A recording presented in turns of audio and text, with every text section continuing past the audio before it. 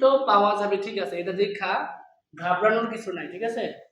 এখানে আমাদের main tendency কি থাকবে, আমরা সবসময় মেইন টেন্ডেন্সির দিকে লক্ষ্য রাখবো যে আমাদের জি, এফ এবং সি এর মানটা নির্ণয় করতে হবে, ঠিক আছে। তো জি, এফ, সি এর মান যদি আমাদের নির্ণয় করতে হয় তাহলে আমরা ঘাবড়ানোর কিছু নাই। আমরা বৃত্ততে দেখবো যে হয়তোবা এফ এর প্লাস মাইনাস কোন একটা ভ্যালু আসছে, ঠিক আছে, অর্থাৎ মাইনাস প্লাসের কারণে রুট উঠে যাওয়ার কারণে একটা মাইনাস প্লাস টাইপের কিছু একটা ভ্যালু থাকবে, ওটা আমরা দেখবো ম্যাথ করতে গেলে দেখবো, অথবা জি এর একটা ভ্যালু থাকতে পারে, অথবা সি এর যে কোনো একটা দুইটা ভ্যালু থাকতে পারে। তো সেই ক্ষেত্রে আমাদের দুইটা বৃত্তই হবে, ঠিক আছে, যেহেতু এফ এর দুইটা মান, তাহলে এফ এর দুইটা মানের জন্য একটা নির্দিষ্ট বৃত্ত সমীকরণ হবে, আরেকটা আমরা বৃত্ত সমীকরণ পাবো, দুইটা বৃত্ত সমীকরণ পাবো ও সব মিলাইয়া। তো চলো আমরা এটা দেখে কিভাবে করা যায়। এখানে আমি একটু পড়ি, লেখাটা হয়তো ছোট হয়েছে, তোমাদের দেখতে সমস্যা হতে পারে, একটু আমি বোল্ড করে দিই। এটুকু হচ্ছে আমাদের টাইপের বিশ্লেষণ, ঠিক আছে। আচ্ছা আসো, এখন এখানে বলছে এমন একটি বৃত্তের সমীকরণ নির্ণয় করো যা এক্স অক্ষকে 4,0 বিন্দুতে স্পর্শ করে, ঠিক আছে, এবং যার দ্বারা y অক্ষের ছেদাংশ 6 একক, আমি এককটা লিখি না, এখানে হবে 6 একক, এবং দেখাও এরূপ দুটো বৃত্ত পাওয়া যাবে। তো চলো এটা কি ইজিলি আমরা নির্ণয় করব। আমাদের মেইন টেন্ডেন্সি থাকবে আমাদের জিএফসি নির্ণয় করা, এটা বারবার বলতেছি যাতে করে তোমাদের বারবার মাথায় আস্তে আস্তে তোমাদের মাথা তোমাদের গাইড হয়ে যায়, কারণ এটাই হচ্ছে আমাদের এই বৃত্তের অধ্যায়ের সবচেয়ে ইজিলি সবচেয়ে তাড়াতাড়ি করার উপায়, জিএফসি এবং জিএফ এবং সি নির্ণয় করতে হবে, ঠিক আছে। আচ্ছা তাহলে দেখো এখানে বলছে এক্স অক্ষকে একটা নির্দিষ্ট বিন্দুতে স্পর্শ করে, মানে স্পর্শ করে, ঠিক আছে। যদি স্পর্শ করে একটা এক্স অক্ষকে, আমরা জানি কি সেই ক্ষেত্রে শর্তটা কি, 2√g² - c = 0, এটা কিন্তু যখন এক্স অক্ষকে স্পর্শ করবে, তাই না, বলো। আমরা জানছি কি যখন এই বিন্দুটা খণ্ডিত অংশ না হয়, ঠিক আছে, এইখানে এভাবে খণ্ডিত না হয়, এই বিন্দুটাকে যদি চাপাইতে চাপাইতে চাপাইতে যদি একটা বিন্দুতে নিয়ে আসি, তখন ওই বৃত্তটা কি করবে, আর ছেদ করবে না, স্পর্শ করবে, একটা নির্দিষ্ট বিন্দুতে কি করবে, এই যে স্পর্শ করবে। তো স্পর্শ করলে আমরা জানি যে খণ্ডিত অংশ পরিমাণ যেহেতু 0 হয়ে যায়, অর্থাৎ এই এতটুকু যে দৈর্ঘ্য ছিল ওটা যেহেতু 0 হয়ে যায়, তাহলে আমাদের শর্তটাই হইতেছে এটা ফার্স্টে। আমরা যখন এটা শর্ত দেখবো যে কোনো একটা বিন্দুতে স্পর্শ করছে, অথবা কোনো একটা অক্ষে নির্দিষ্ট অংশ কর্তন করছে, বা সেটা মানে খণ্ডিত অংশ আছে, ঠিক আছে, তো সাথে সাথে ওটা দেখার সাথে সাথে আমাদের এই সমীকরণটা লিখে ফেলতে হবে। যদি এক্স অক্ষের ক্ষেত্রে বলে তাহলে আমাদের এখানে জি আনতে হবে, যদি ওয়াই অক্ষের ছেদাংশ বলে তাহলে আমাদের এক্ষেত্রে এখানে এ আনতে হবে, যদি ওয়াই অক্ষের স্পর্শ বলে তাহলে এটা সমান 0 আনতে হবে, যদি এক্স অক্ষের স্পর্শ করে এটা বলে তাহলে আমাদের এত সমান 0 আনতে হবে, জি সমান জি স্কয়ার মানে সি সমান 0 আনতে হবে, ঠিক আছে। আচ্ছা তো তাহলে চলো আমরা করি। তাহলে আমরা এখান থেকে কি পাবো, দেখো জি স্কয়ার যদি দুইটা কারণে 0 মানে এখানে দিয়ে দিলাম, এখানে কোন মিলে থাকে, এখানে সি = জি স্কয়ার, ঠিক আছে, এই একটা সমীকরণ পাইলাম, ঠিক আছে। আচ্ছা এখন দেখো আমাদের কি বলছে, এক্স অক্ষকে এত বিন্দুতে স্পর্শ করে, তার মানে কি এই বৃত্তটা একটা নির্দিষ্ট বিন্দু দিয়েও কিন্তু একই সাথে গমন করতেছে, তাই না, সেটা কি 4,0। তাহলে যেহেতু একটা নির্দিষ্ট বিন্দুতে এই যে 4,0 বিন্দুতে গমন করতেছে, তাহলে এই বিন্দুটা এই বৃত্তের উপর একটা মানে বৃত্তের উপর অবস্থিত হয়েছে, যদি অবস্থিত হয় তাহলে আমরা কি করতে পারবো, এইটা ওই বৃত্তের সমীকরণের মধ্যে বসে একটা সমীকরণ নির্ণয় করতে পারবো, জি এফ এবং সি সংক্রান্ত। চলো আমরা সেই কাজটাই করি। আমরা ধাপে ধাপে যা বলছে শর্তগুলো জাস্ট আমরা বসাই দিব। আমাদের মেইন কি বুঝলাম, এই ম্যাথটা করতে পারার মেইন হাতিয়ার হচ্ছে শর্তটাকে আমাদের ভাষায় জাস্ট লিখে ফেলা, মানে লিখিত আকারে লিখে ফেলা, বুঝা সেটাকে লিখিত আকারে লিখে ফেলা, তাহলে আমাদের 90% ডান। তাহলে চলো আমরা করি। আমাদের বৃত্তের সমীকরণটা হবে এরকম সাধারণ সমীকরণ, x² + y² + 2gx, আচ্ছা এটা সমীকরণ দিয়েছি, 2gx + 2fy + c = যদি 0 হয়, তো সেই ক্ষেত্রে আমাদের মানে এই বৃত্তটা কি 4,0 বিন্দুতে গেছে, তাহলে আমি 4,0 বিন্দুটা এখানে বসাই দিই, তাহলে আমাদের কত আসবে, 4 4 16, y এর জন্য 0 এখানে থাকবে না কিছুই, প্লাস 4 আচ্ছা এখানে 8, তাহলে 8g হবে, প্লাস c = যদি 0 হয় তাহলে আমরা এখান থেকে কি লিখতে পারবো, 8g + c = -16 এত, ঠিক আছে। আচ্ছা তো এই জিনিসটা আমরা পাইলাম।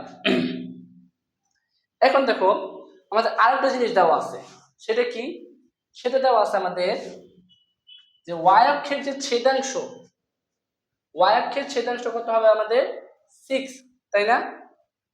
তো y অক্ষের ছেদাংশ যেহেতু 6, তার আগে আমরা আরেকটা জিনিস করতে পারবো, আচ্ছা ওটা তো করতেই পারবো, y অক্ষের ছেদাংশ আমরা কি জানি, 2√f² - c, এটাই তো মানে আমাদের কত শর্ত অনুসারে কি বলছে, y অক্ষের ছেদাংশ হবে 6, না, এখানে আমরা 6 যদি বসাই তাহলে আমি এখানে নিয়ে গেলে আমাদের f স্কয়ার মাইনাস c হবে রুট, যদি আমি এখানে তাহলে 3 এর উপর স্কয়ার হবে, তাহলে f স্কয়ারের মান হবে কত 3 × 9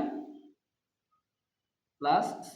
ঠিক আছে, তো এই পর্যন্ত আমরা সমীকরণটা রাখলাম। ঠিক আছে, এই তিনটা সমীকরণ আমরা পাইলাম। এখন দেখো আমাকে জি, সি এবং এফ এর মান নির্ণয় করতে হলে একটা খুব ইজি একটা মেথডে আমাদের যাইতে হবে। সেটা কি, দেখো এখানে যে আমি সি সমান যে জি স্কয়ারের মানটা পাইলাম, এটা আমি এখানে বসাই দেব। সি এর মানে এখানে যদি জি স্কয়ার হয়, এখানে আমাদের হবে 8g, আর এখানে আসবে আমাদের কত 16।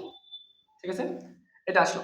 তো এইখান থেকে আমরা যদি মনে করো, আচ্ছা এখানে যদি আমি এইভাবে না রেখে আমি এইভাবে রাখি, ধরো জি স্কয়ার প্লাস এত মানে যদি আমরা 16ই ধরি, আর 16টাকে এখানে আনি, যেহেতু এখানে আমাদের, আচ্ছা 16টাকে আমরা এখানে আনলাম। ঠিক আছে,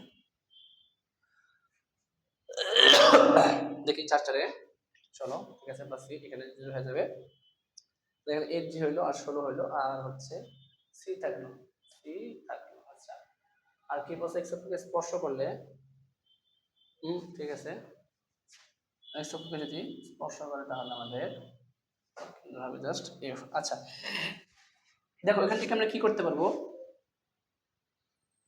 16 4g না, এটা প্লাস আসবে, প্লাস, ঠিক আছে, 4g প্লাস 4g প্লাস 6 যদি দিই, তাহলে আমরা এখান থেকে g এর মান কত পাবো, g কমন নিলে g প্লাস 4, এখানে 4 কমন নিলে g প্লাস 4, তাহলে আমরা g এর একটা মান পাইতেছি, সেটা হচ্ছে কি, g এর মান আমরা পাই গেলাম একটা, সেটা হচ্ছে আমাদের -4। ঠিক আছে, সেটা কত হবে আমাদের, g এর মানটা আমরা কত পাইলাম, -4। ঠিক আছে, আমি সুন্দর করে লিখি, আমাদের বুঝতে কষ্ট হতে পারে, সেটা হচ্ছে কি g -4। তাহলে যদি -4 হয়, দেখো এখানে -4 হলো। ঠিক আছে, তাহলে এখানে আমরা এইখানে জাস্ট সি এর মানটা এখানে বসাই দিছি, এখানে বসানোর মাধ্যমে কি পাইলাম, জি এর মানটা পাইলাম। এখন জি এর মান যেহেতু -4 পাইছি, তাহলে আমি যদি এই -4টাকে এখানে বসাই দিলে আমরা সি এর মানটা পাই যাব। তাহলে এখানে বসাই দাও, জি এর মানটা যদি এখানে -4 বসাই, তাহলে 4 4 16, তাহলে সি এর মানটা কত হবে, -4 এর উপর হোল স্কয়ার, যেহেতু জি এর মান হচ্ছে -4, তাহলে এখানে যদি -4 এর উপর হোল স্কয়ার দিই, তাহলে আমাদের সি এর মানটা কত থাকবে, 16, 4 4 16 হয়। ঠিক আছে, তাহলে আমরা সি এর মানটা কত লিখব, এখানে সি এর মান হচ্ছে 16। ঠিক আছে, আর এখন দেখো আমাদের খুব ইজি হয়ে গেছে, সি এর মানটা আমরা পেয়ে গেছি, তাই না, সি এর মানটা এখানে কত 16। আমি যদি এখানে এই 3 নম্বর সমীকরণে সি এর মানটা বসাই দেই, অর্থাৎ 9 + 16, 9 + 16 আমাদের কত আসবে, 25, তাই না, আর এফ স্কয়ার এর মান যেহেতু 25, তাহলে আমি যদি রুট করে দিলে আমাদের প্লাস মাইনাস একটা ভ্যালু আসবে, +-5 আসবে। দেখো আমি যে বলছিলাম জি, এই যে এখানে ফার্স্টে যে বলছিলাম জি, এফ এবং সি আমাদের বের করতে হবে, এবং এখানে বলছি যে দেখাইতে দুইটা বৃত্তের সমীকরণ আসবে, তো আমি জি এর মান নির্ণয় করছি, এফ এর মান সি এর মান নির্ণয় করছি। ঠিক আছে, তো এই পর্যন্ত তো আমরা একটা সমীকরণ দেখতেছিলাম, কিন্তু দেখো এখানে এফ এ এসে আমরা দুইটা ভ্যালু পাই গেছি, একটা +5 ভ্যালু আর একটা -5 ভ্যালু। তো এইটার জন্য আমাদের একটা সমীকরণ কি হবে, একটা সমীকরণ হবে যেরকম x square plus y square plus, যেহেতু মাইনাস আছে জি এর মান, তাহলে -8x প্লাস একটা +5y প্লাস 16 = 0। এই একটা সমীকরণ হচ্ছে আমাদের মেইন একটা যে বৃত্ত যে দেখাতে বলছে, এই একটা বৃত্ত সমীকরণ। আরেকটা বৃত্ত সমীকরণ হবে কত, x² plus y square minus 8x minus 5y plus 16। ঠিক আছে, এই তো আমরা শুরু করে ফেললাম। আমাদের যে শর্ত দেওয়া ছিল সেই শর্ত থেকে আমরা দুইটা বৃত্ত সমীকরণ নির্ণয় করে ফেললাম। ঠিক আছে, তাহলে এই শর্ত থেকে আমরা কি দেখলাম, আমাদের দুইটা সমীকরণ আনা সম্ভব। ঠিক আছে, তো এটা ঘাবড়ানোর কিছু না যে দুইটা সমীকরণ বসে দেখে আল্লাহ আমাদের কি হয়ে যাবে, এমন কিছু না। আমাদের যদি দুইটা ব্যাপার মাথায় থাকে, এক হচ্ছে জি, এফ এবং সি কোনো না কোনো ভাবে নির্ণয় করতে হবে, সেটা তিনটা সমীকরণ দ্বারা আমাদের নির্ণয় করতে হবে। দেখো এখানে কিন্তু আমরা মোটামুটি বলতে গেলে তিনটা সমীকরণ পেয়েছিলাম, একটা, দুইটা, যে এই দুইটা, এই তিনটা। এটা জাস্ট তোমার সাধারণ এক্স ওয়াই জেড এরকম একটা এফ জি সি এরকম টাইপের সমীকরণ ছিল না, এটা একটু জাস্ট একটু ঘোরানো ছিল, সি এর মান ছিল জি স্কয়ার। ঠিক আছে, আবার এখানে ছিল এফ স্কয়ার মান সমান সামথিং এরকম। তো এটার জন্য আমাদের জাস্ট কি করতে হয়েছে, ওই সমীকরণ আমরা যেভাবে নির্ণয় করে শিখছিলাম, একটার মান আরেকটাতে বসাইয়া জাস্ট আমাদের বের করতে হয়েছে। বাট আমাদের ইনফরমেশন কিন্তু তিনটাই দেওয়া ছিল, জি সি এবং এফ সংক্রান্ত তিনটা ইনফরমেশন দেওয়া ছিল, যার কারণে আমরা খুব ইজিলি জি এফ এবং সি এর মানটা নির্ণয় করে ফেলতে পারি। ঠিক আছে, তো এইখানে মেইন আর কি যে খেলাটা, সেটা হচ্ছে আমাদের সমীকরণটা কিন্তু নির্ণয় করতে পারে খেলা একটা, আর মেইন ইম্পর্টেন্ট সবচেয়ে যেটা খেলাটা, সেটা হচ্ছে আমাদের শর্তটা ধরতে পারা। ঠিক আছে, শর্ত ধরতে পারলে মানে আমাদের শর্ত ধরতে পারলে আমরা জিএফসি এর মানটা খুব ইজিলি নির্ণয় করতে পারবো। ঠিক আছে, তো আশা করি এই ম্যাথে তোমাদের কোনো সমস্যা নেই। তো চলো আমরা নেক্সট টাইপের ম্যাথটাতে আমরা চলে যাই। ঠিক আছে, আসো নেক্সট আমাদের